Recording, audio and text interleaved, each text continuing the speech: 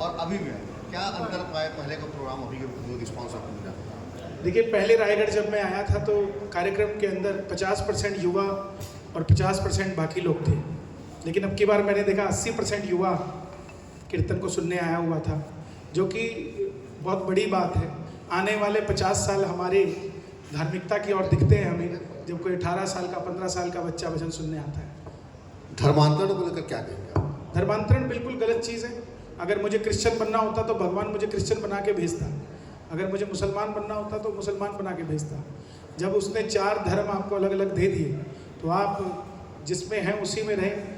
अगर एक दुकान के ऊपर कोई नौकर काम कर रहा है और वो मेरे दोस्त की दुकान है और मैं वहाँ जाकर उस नौकर को अपने पास लगाने की सोचूं तो मेरी दोस्ती उसके साथ हो ही नहीं सकती।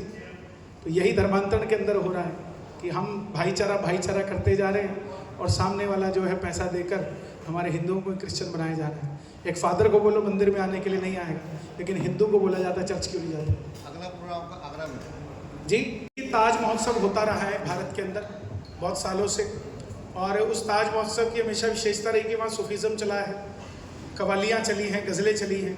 लेकिन पहली बार ताजमहल के सामने खाटू श्याम जी का भजन चलेगा, राम जी के भजन चलेंगे, जो कि मेरे लिए एक बहुत बड़ी उपलब्धि है। मैं किसी अवार्ड को बड़ा नहीं समझता, मैं कोई ऐसी जगह पर गाने को बड़ा समझता हूँ जहाँ कभी भजन ना हुआ।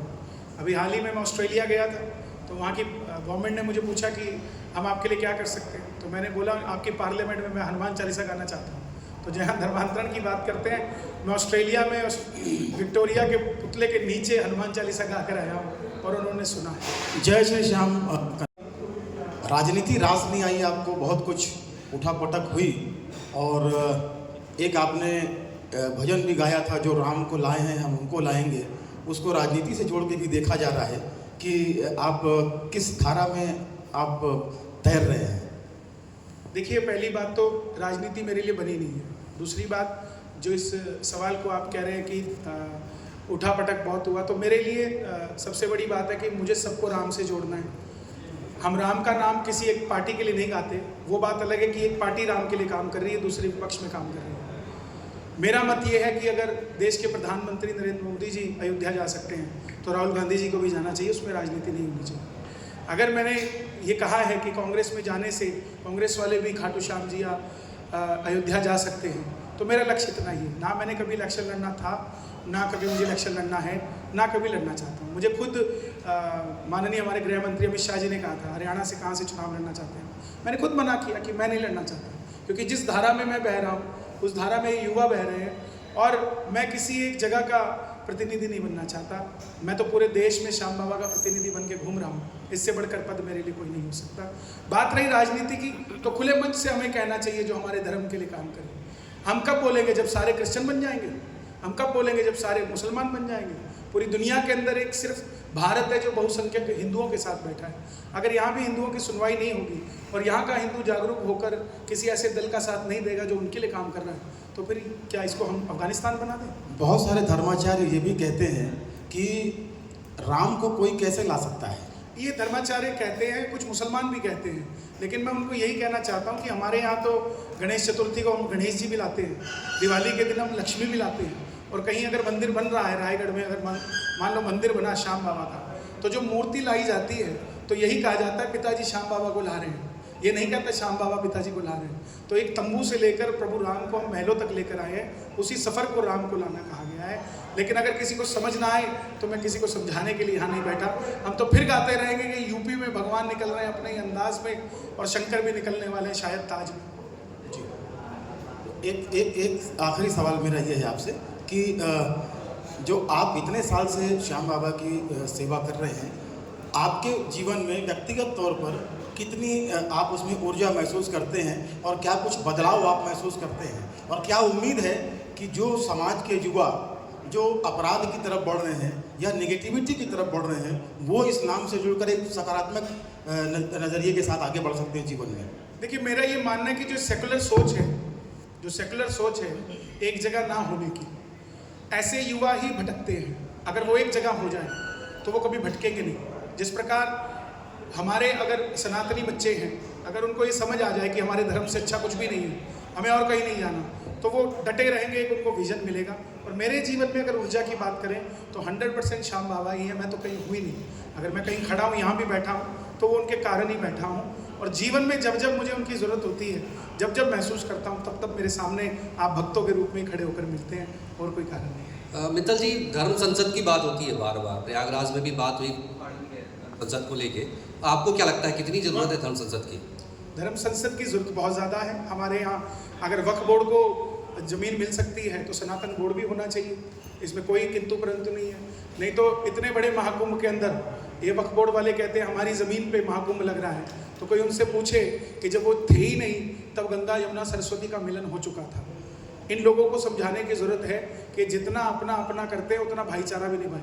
बांग्लादेश के अंदर जिस तरीके से हिंदुओं को काटा जा रहा है, यहाँ पर एक भी मुल्ला मौलवी नहीं बोलता कि वहाँ भी मुसलमान हैं, उनको हिंदुओं को नहीं मारना चाहिए। यहाँ का सनातनी बार बार बोलता है भाईचारे की आवाज़ एक तरफ से नहीं होनी चाहिए, भाईचारे की आवाज़ हो तो दोनों तरफ से होनी चाहिए। पर थोड़ी सी राजनीति हो गई, ये लगता नहीं? जो वहाँ की खामियों को उजागर करता है प्रयागराज की, उनको सनातन विरोधी कहा जाता है, तो ये कितना सही है योगी सरकार का जो कमियों को अगर बताया जाए तो वो गलत नहीं है, अगली बार उसमें सुधार किया जा सकता है।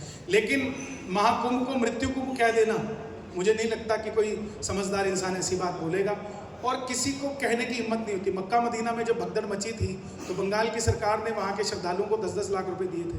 महाकुंभ में जब कोई मरता है तो 2 रुपये की कोई बात नहीं करता है। तो ये दोहरी जो चेहरा लेकर लोग घूमते हैं, इन लोगों की बात पे भरोसा कोई कैसे कर सकता है? दिल्ली के अंदर मुख्यमंत्री कभी कहता था कि मेरी नानी कहती थी अयोध्या राम मंदिर की जगह हॉस्पिटल बना दो, आज वही कहता है कि नानी पूछती है बेटा राम मंदिर कब चलेंगे। तो ये दोहरी राजनीति, 5 साल बोलो अल्लाह अल्लाह, इलेक्शन के टाइम बोलो राम लल्ला, तो ये कैसे बात बनेगी? एक जैसा चलना पड़ेगा। 2 साल के दौरान तो रायगढ़ में जो श्याम बाबा को लेकर जो एक पूरा एक माहौल जो आप महसूस कर पाते हैं, जो ऊर्जा आप यहाँ महसूस कर पाते हैं, कैसे बयां करेंगे उसको? मैं सबसे पहले आपके सबके चैनलों के माध्यम से निवेदन करना चाहूँगा कि छत्तीसगढ़ के अंदर बहुत सारे श्याम प्रेमी हैं जिनको खाटू श्याम जी जाने का बहुत खर्चा लगता है क्योंकि बहुत दूर है। तो सरकार यहाँ से रिंगस तक की ट्रेन अवेलेबल करवाए, क्योंकि आज स्टेट के अंदर भी भाजपा सरकार है और सेंटर में भी भाजपा सरकार है। तो मैं निवेदन करूंगा कि यहाँ के मुख्यमंत्री जी सेंटर के रेल मंत्री को चिट्ठी लिखें कि यहाँ पर हज़ारों लाखों श्याम प्रेमी रहते हैं जिनको खाटू श्याम जाने में दिक्कत ना आए। और सबसे बड़ी बात है, यहाँ का चाहे रायगढ़ हो, सूरजपुर हो, चंद्रपुर हो, कोरबा हो, रायपुर हो, बिलासपुर हो, भिलाई हो, मैं हर जगह गया हूँ। हर जगह बाबा के भक्तों के इतना हुजूम है जिसका कोई अंत नहीं है। और मैं तो ये चाहता हूँ कि आने वाले समय में आदिवासियों के पास जाकर, ये जितने भी बड़े बड़े मंडल हैं यहाँ के धन्ना सेठ हैं, ये आदिवासियों के पास जाकर खाटू श्याम जी का कीर्तन कराएं ताकि उनको भी इस लहर से जोड़ा जा सके। क्योंकि हमने मथुरावासी देखे, हमने अयोध्यावासी देखे, रामलला से जुड़ते हुए आदिवासी देखेंगे। यही हमारा लक्ष्य है कि यहाँ के जितने भी आदिवासी हैं वो भी श्याम बाबा से जुड़े।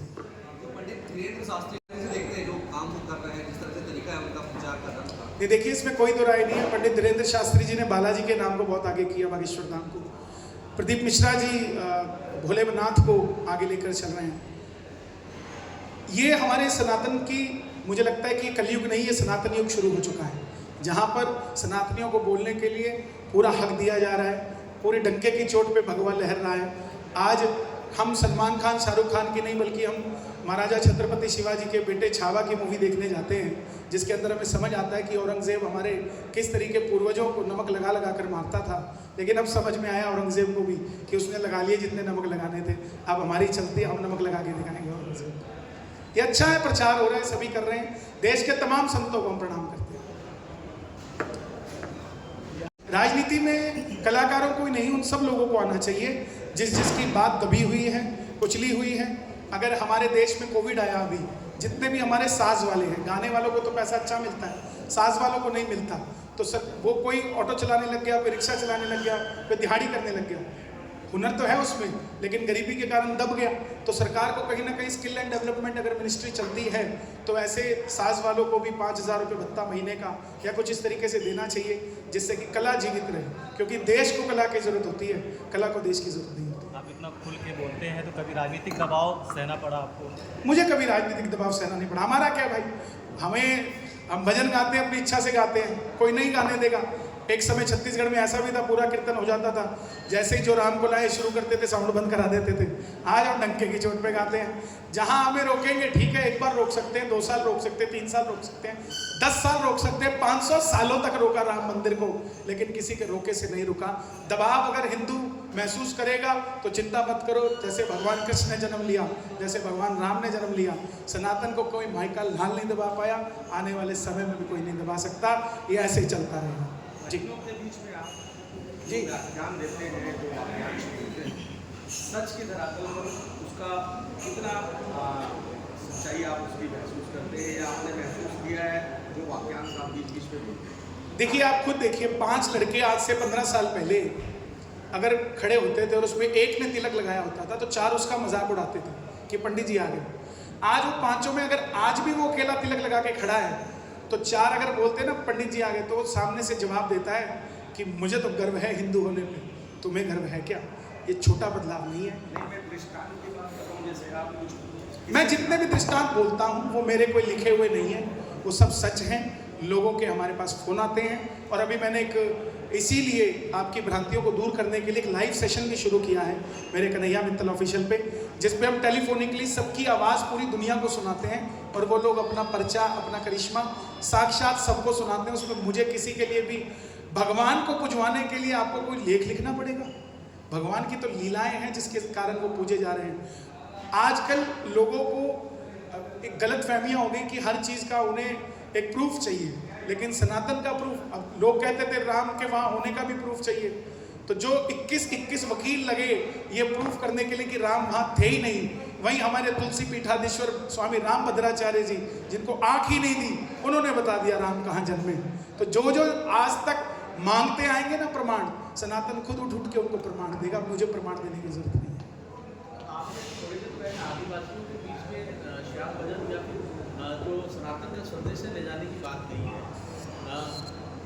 देखा जाता है कि जब आपके फॉलोअर्स शहरों में हैं, शहरों में बड़े कार्यक्रम आपके होते हैं, छोटे कस्बों में जहाँ आदिवासी बहुल क्षेत्र है उन जगह तक आप कैसे पहुँचेंगे? जो कार्यक्रम शहरों में हो रहे हैं उसी तंबू बम्बू को उठा के हम आदिवासियों के बीच में ले जाएं। हमारे पास तो गाड़ी घोड़ा है, उनके पास नहीं है। लेकिन अब तक ऐसा कोई विशेष आपका कार्यक्रम देखने को नहीं मिला कि जो छोटे कस्बों में या फिर आदिवासी बहुल क्षेत्र में हुआ। मैं ये कार्यक्रम अपने पंजाब हरियाणा में करता आया हूँ, लेकिन अभी छत्तीसगढ़ के अंदर मुझे लगता है, क्योंकि मैं पिछले 1 हफ्ते से यहीं आ जा रहा हूँ, और पिछली सरकारें यहाँ थी जो शायद हमें पसंद नहीं करती थी या हमें जाने नहीं देती थी वहाँ, लेकिन अभी सरकार आई है तो हम तो सरकार से भी निवेदन करते हैं कि हमारी ड्यूटी लगाए, हम जाएंगे वहाँ भजन गाने, लोगों को जोड़ेंगे, उन्हें भी बहती धारा में हम लेकर आए। मतलब हम ये उम्मीद कर सकते हैं कि आने वाले समय में छोटे कस्बों में आदिवासियों के बीच आप रहेंगे? बिल्कुल, हम बंगाल से बंगाली ले गए, महाराष्ट्र से मराठी ले गए, तो क्यों नहीं हम छत्तीसगढ़ से छत्तीसगढ़िया लेकर जाएंगे वहाँ पर। खाटू श्याम जी तो सबके हैं ना, उनको भी जाना चाहिए, और उनकी कृपा जिन पर हो जाए क्या पता क्या हो जाए। आपको अच्छी लगती है? देखिए, मैं अभी जो हमारे नए मुख्यमंत्री यहाँ विष्णुदेव जी आए हैं, उनकी मैंने अभी तक चर्चा ही सुनी है, अच्छी चर्चा सुनी है, कहीं किसी से नेगेटिविटी नहीं सुनी। अगर नेगेटिविटी सुनूंगा तो उस पर भी चर्चा करूंगा, लेकिन अभी तक जो भी सुना सबसे अच्छा ही सुना है कि अच्छी आई है, शांतिपूर्ण माहौल है, और बहुसंख्यक है यहाँ हिंदू आदिवासी, और मुझे लगता है कि यहाँ आदिवासियों के लिए काम करना बहुत ज़रूरी है, क्योंकि जो धर्मांतरण हो रहा है ये कहीं ना कहीं सबसे ज़्यादा वहीं हो रहा है। बाकी तो शहरों के अंदर लोग समझदार हैं, पढ़े लिखे हैं, बस जागते रहो, जागना जरूरी है। जी, गौ हत्या बिल्कुल बंद होनी चाहिए, ऐसे लोगों को सख्त से सख्त उनके ऊपर कड़ी कार्रवाई होनी चाहिए जो गौ माता को मारते हैं। हमें दूध भी उसी से चाहिए, और जब वो दूध देना बंद कर दे तो घर से बाहर निकाल देते हैं। तो ऐसा अपने माँ बाप के साथ क्यों नहीं करते हैं? जब वो चलना फिरना बंद कर दें तो फिर उनको भी घर से बाहर निकाल दें, उनको तो घर में रखते हो, तो फिर गौ माता को क्यों निकालते हो? इसके लिए सरकार को भी साथ देना चाहिए। अगर कोई गाय दूध देना बंद कर गई है तो उसके लिए गौशालाओं का अरेंजमेंट करना चाहिए, ज़्यादा से ज़्यादा जगह देनी चाहिए ताकि गौएं सड़कों पे ना भटके। और दूसरी बात, महाराष्ट्र के अंदर गौ माता के लिए राज्य माता का दर्जा स्थापित किया है, जिससे कि गौ हत्या बंद हो रही है। ऐसा ही छत्तीसगढ़ के अंदर भी होना चाहिए, गौ माता को राज्य माता का दर्जा मिलना चाहिए। स्टेट वाइज हम चलेंगे तो एक दिन ऐसा भी आएगा जब गौ माता राष्ट्र माता कहलाएगी, उस दिन के लिए हम इंतजार कर रहे हैं। पिछली बार आपने कांग्रेस में जाने की उसके बाद बात की जा सकती है। नहीं, बिल्कुल नहीं। मैं जो कर रहा हूँ, राम नीति से बड़ी राजनीति नहीं है। जो लोगों को जोड़ने का हम काम कर रहे हैं, जितना हम कर सकते हैं उतना काम करेंगे। जहां हमारी जरूरत पड़ेगी राजनेताओं को जो धर्म के लिए काम करते हैं, हम उनके लिए खड़े रहेंगे, उसमें कोई किंतु परंतु नहीं। अच्छा, आपने धर्मांतरण की बात की तो छत्तीसगढ़ कुनकुरी में सबसे बड़ा चर्च है और बागेश्वर धाम जो बाबा है उनका कहना था कि वहाँ पर वो आके कथा करेंगे और भजन करेंगे। नहीं, बिल्कुल करना चाहिए। अब चर्च के अंदर तो नहीं कर पाएंगे, लेकिन जो घाव हो चुका है अब उसको बढ़ने ना दिया जाए ना, उस पर मरहम पट्टी तो की जा सकती है। जो हो गया उसके लिए हम कुछ नहीं कर सकते। हाँ, घर वापसी हो सकती है। अभी हमने गुजरात में भी एक कार्यक्रम किया था जहाँ 150 लोगों की घर वापसी खाटू श्याम जी के कीर्तन में हुई, सोनगढ़ में। तो ऐसे कार्यक्रम होते रहने चाहिए। जो गया है वो वापस भी आ सकता है। सुबह का भूला शाम को आ जाए तो उसे भूला नहीं कहते। मंदिर के लिए अगर हम ज़मीन मांगने जाते हैं तो उसमें 36 प्रपंच बताती है सरकार, लेकिन जब चर्च के लिए ज़मीन मांगने जाते हैं 2 एकड़ मिलता है, 20 एकड़ में कब्जा होता है। इसीलिए सनातन बोर्ड बनाना ज़रूरी है। जो सनातन बोर्ड की बात चल रही है वो बनाने के लिए इसीलिए आवाज़ उठाई जा रही है कि जब हम मंदिर बनाने की बात करने जाएं तो हमें 2 एकड़ के बाद 20 एकड़ पे कब्जा ना करना पड़े, हमें 2 एकड़ की जगह 20 एकड़ हमें खुद ही मिल जाए। इसीलिए सनातन बोर्ड का गठन किया जा रहा है। और जो कब्जा कर अभी आप उत्तराखंड में देखें, उत्तराखंड के अंदर जो धामी सरकार काम कर रही है, बहुत सारे ये जंगल इलाकों में बिना मतलब की मज़ारें बना दी गई थी जहाँ कोई लेना देना नहीं था। बुलडोजर चला और वो मज़ारें हटी। तो अगर ऐसा करेंगे तो बुलडोजर चलेगा, चलने से कोई रोक नहीं सकता। धर्मांतरण के बाद जो सुविधाएं मिलने वाली है तो ST SC और अन्य जो सुविधाएं हैं उस पर विराम लगना चाहिए। बिल्कुल लगना चाहिए। अगर आपने धर्मांतरण कर लिया, अगर मैं क्रिश्चियन हूँ और मैं बदल के कैम हो गया हूँ, क्रिश्चियन हो गया हूँ, तो मेरा पीछे से मित्तल भी हटना चाहिए और मेरा SC ST जो मेरा, अगर मैं SC ST हूँ और मुझे उसका लाभ मिल रहा है तो वो खत्म होना चाहिए। धर्मांतरण इसीलिए हो रहा है कि उनको दोनों लाभ मिल रहे हैं। उनको SC ST का भी फायदा मिल रहा है और उनको अल्पसंख्यक होने का भी फायदा मिल रहा है। तो ये चीज़ें निर्धारित होनी चाहिए। मैं तो कहता हूँ धर्मांतरण कानून आना चाहिए छत्तीसगढ़ में, और जो धर्मांतरण करता पकड़ा जाए उसको 10 साल की कम से कम सजा होनी चाहिए और 20-30-50 लाख रुपए उससे वापस भी लेना चाहिए। कुनकुरी में विष्णु साय के खिलाफ भी FIR दर्ज हुआ है धर्मांतरण के विवाद को लेकर। देखिए, इनका यही काम है, क्रिश्चियनों का और कोई काम नहीं। कोई उनके खिलाफ बोलता है तो उनके लिए FIR करने पहुंच जाते हैं। ये खुद धर्मांतरण करने के लिए लोगों को करते हैं। मैं तो हिंदुओं से निवेदन करूंगा, जितने भी क्रिश्चियन स्कूल हैं उसमें कोशिश करें अपने बच्चों को ना पढ़ाएं, क्योंकि वो पैसा घूम फिर के यहाँ पे के ऑपोजिट में काम आ रहा है। और जो धन्ना सेठ हैं उनसे निवेदन करूंगा कि वो अपने स्कूल खोले सनातन धर्म के नाम से और लोगों को, बच्चों को वहाँ पढ़ने के लिए इन्वाइट करें, कम फीस में ज़्यादा पढ़ाई करें। जी, मैं रायगढ़ में हम कीर्तन के लिए खाटू श्याम जी के यहाँ आए हैं। दूसरी बार मैं आया हूँ, बड़ा अच्छा लग रहा है और यहाँ के लोग बड़ा प्यार करते हैं। हमें श्याम बाबा के प्रति बहुत आस्था है और दूर दूर से लोग यहाँ भजन सुनने आए थे। उनका धन्यवाद। धर्मांतरण को लेकर लगातार सवाल उठ रहे हैं छत्तीसगढ़ में भी, इसको लेकर बीजेपी लगातार मुद्दा बना रही है। किस तरह की जरूरत है इसको रोकने की? ये मुद्दा नहीं है, ये श्राप है हमारे लिए। धर्मांतरण बंद होना चाहिए और इस पर सख्त से सख्त कानून बनना चाहिए। जिस तरीके से उत्तराखंड में कानून बना है धर्मांतरण के खिलाफ, उसी तरीके से छत्तीसगढ़ में बनना चाहिए। कोई धर्मांतरण करता पकड़ा जाए उसको 10 साल की सज़ा मिले, 20-30 लाख रुपया उस पर चार्ज लगाया जाए, ताकि धर्मांतरण बंद हो। डरें, सनातनी धर्म बदलवाने के लिए नहीं बना हुआ। कभी यहाँ आकर मुगल हमें मुसलमान बना गए, कभी अंग्रेज़ आकर यहाँ क्रिश्चियन बना गए। ये राम कृष्ण की भूमि है, इसको वही बना रहना चाहिए। किसी देश की संस्कृति खत्म हो जाती है तो वो देश खत्म हो जाता है। हमारे देश की सबसे बड़ी संस्कृति सनातन है। अगर ये सनातनी कम होते जाएंगे तो हमारा देश भी कम होता जाएगा। जमीनों की जरूरत है मंदिरों के लिए, खासतौर पर वक्फ बोर्ड को जिस तरह से ज़मीनें बड़े पैमाने पर अलॉट की गई है, बार बार इस बात की मांग आ रही है कि कहीं ना कहीं इसका हिसाब होना चाहिए। क्या ज़मीनें वापसी होनी चाहिए वक्फ बोर्ड की? बिल्कुल, वक्फ बोर्ड की ज़मीनें वापस होनी चाहिए और देश के अंदर अगर वक्फ बोर्ड एक्टिव रहता है तो सनातन बोर्ड भी उससे बड़ा एक्टिव होना चाहिए। जब यहाँ के रहने वाले 20 करोड़ लोगों को, मुसलमानों को वक्फ बोर्ड मिल सकता है तो यहाँ 100 करोड़ के हिंदुओं को सनातन बोर्ड नहीं मिल सकता।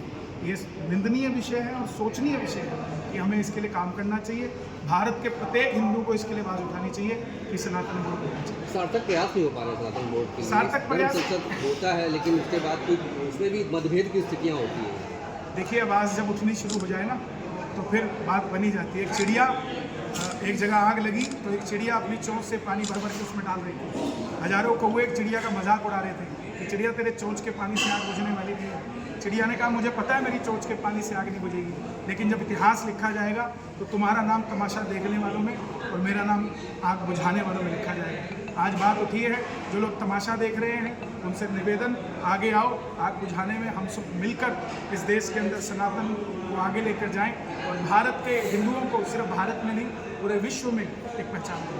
राजनीति में जिस तरह से धर्म का समावेश हो रहा है, राजनीतिकरण धर्म का हो रहा है, किस तरह से देखते हैं आप? क्योंकि राम को लेकर इस तरह की बात पार्टी विशेष करती है। देखिए, हमारा देश संविधान से चलता है, लोकतांत्रिक देश है। मैं मानता हूँ कि अगर यहाँ मुस्लिम वोट हैं तो मुस्लिमों के भी आगे बोलने वाले आने चाहिए, क्रिश्चनों के भी बोलने वाले आने चाहिए, सिख धर्म के भी बोलने वाले आने चाहिए, उसी तरह हिंदुओं के भी बोलने आने चाहिए। लेकिन ये कहाँ का बोलना अच्छा है कि कोई हैदराबाद में खड़ा होकर बोले कि 15 मिनट के लिए पुलिस हटा दो, फिर देखो हम क्या करते हैं। उनको मैं कहना चाहूँगा, आपको 15 मिनट चाहिए, हमारे नागा साधु को 3 ही मिनट दे दो, बहुत है। तो जब ऐसी स्टेटमेंटें आती हैं तो फिर जाकर दुख होता है कि क्या चाहते हैं ये लोग, भाईचारे की आग को क्यों खराब करना चाहते हैं। सनातनी कभी भाईचारे को खराब नहीं करना चाहता, लेकिन जब उसको दबाने की बात करोगे तो सुन के कौन सुनना पसंद करेगा।